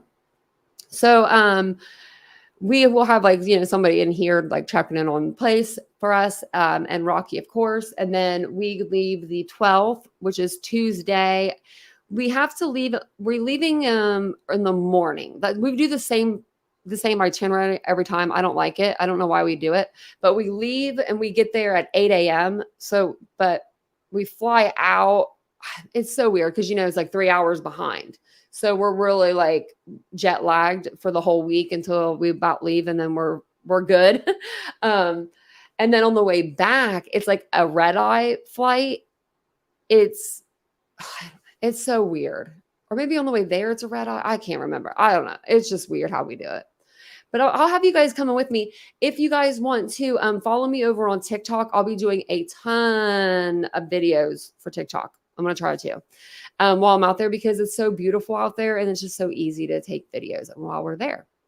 And I'll be posting them to my YouTube as well, but not as many because I don't want to overwhelm people with not true crime content. And they're like, what's going on with her? So, you know, I would love to take my animals with me. Last time we went to the airport, we saw this cat and I was like, the person's taking their cat. My cat, he wouldn't have that. He doesn't like to be moved at all. He doesn't even like other people either. None of my animals do. He's 14, you know.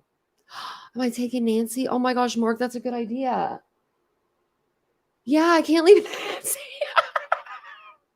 It would be so funny if I did take her. I took her on the plane, like had her under my arm, took her back through the metal detectors with me. That'd be so funny.